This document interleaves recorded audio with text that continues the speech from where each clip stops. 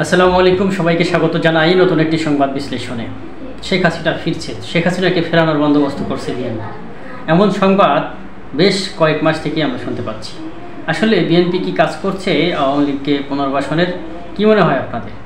হ্যাঁ, একটা কারণ তাদের মধ্যে আমরা দেখতে পাচ্ছি, সেটা হচ্ছে বিএনপি যদি নিরঙ্কুশভাবে বিজয় লাভ করতে চায় তবে তাদের আরও সংখ্যাগরিষ্ঠতার প্রয়োজন। আর এই সংখ্যাগরিষ্ঠতা করতে তারা আওয়ামী লীগের যারা সাপোর্টার ছিল, এক কথায় যারা অনুরাগী ছিল, বিরাগী ছিল, এমন যাদের কোনো খারাপ রিপোর্ট নাই তাদেরকেও দলে ভেড়াচ্ছে বা ভেড়াতে চায়, এমন আমরা শুনতে পেয়েছি, জানতে পেরেছি, বা সময় সংবাদ মাধ্যমে বলাতে বিএনপির সিনিয়র নেতাকর্মীদের মুখ থেকে আমরা এগুলো জানতে পেরেছি বা দেখেছি। এটা শুধু বিএনপি নয়, এটা সবসময় আমরা দেখতে পাই যে সরকার ক্ষমতা বা নতুন করে ক্ষমতা গ্রহণ করতে চায়। 2008 সালেও বিএনপি যখন নির্বাচনে এসেছিল আওয়ামী লীগের সঙ্গে, তখন কি করেছিল? বিএনপি জামাতকে নিয়েছিল যেন তারা জয়লাভ করতে পারে। আওয়ামী লীগ তাদের বিশ্বাস ছিল যে তারা এবার বিপুল ভোটে জয়লাভ করবে। সেই বিশ্বাসের পক্ষ থেকে বা বিভিন্ন যে মেটালিজম তারা যে গঠন করেছিল, তার ফলশ্রুতিতে তারা 2009 সালে অর্থাৎ 2008 সালের 31 ডিসেম্বর যে নির্বাচন অনুষ্ঠিত হয় সেটিতে তারা জয়লাভ করে।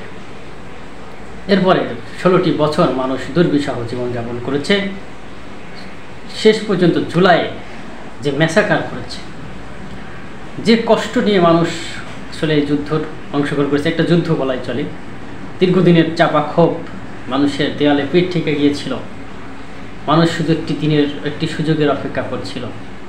শেষ পর্যন্ত তারা সুযোগ পায় এবং শেখ হাসিনাকে গদিচ্যুত শুধু নয়, দেশ ছাড়া করে। শেখ হাসিনা দেশে থাকলে তাকেও হয়তো বা শেষ করে দিত সেদিনই, কিন্তু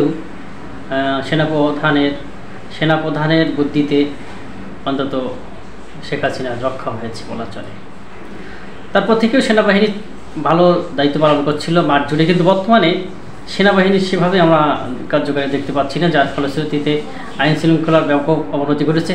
অবনতি ঘটবেই তো, যেখানে পুলিশ গুরুত্বপূর্ণ ভূমিকা পালন করতো দেশের জন্য, তারাই তো বিগত সরকারের দ্বারা কালার হয়েছে, যে কথা আমরা বলি আর কি। তারা মানুষের কাছে অপমানের পাত্র হয়েছে এই পুলিশ। তারাও এখন প্রাণ খুলে দিল খুলে কাজ করতে পারে না। সেনাবাহিনী কিছু কাজ করতো, সেনাবাহিনীর যোগ্যতা গ্রহণযোগ্যতা সবসময়ের জন্য থাকে, কিন্তু কি এক অজানা কারণে, কিসের অজানা কারণে সেনাবাহিনী মাঠে কাজ করছে না, যার ফলশ্রুতিতে প্রতিদিনই পত্রিকার পাতা, সংবাদ মাধ্যম, মিডিয়া, ইলেকট্রনিক মিডিয়া থেকে আমরা নানান খবর শুনতে পাচ্ছি, যা সত্যি শিউরে ওঠার মতো। দেশ জুড়ে ব্যাপক হারে হত্যা, ধর্ষণ, লুণ্ঠন, চাঁদাবাজিগুলো বেড়ে চলেছে। এ যেন কেউ ক্ষমতায় না গিয়েই ক্ষমতার প্রয়োগ ঘটাচ্ছে।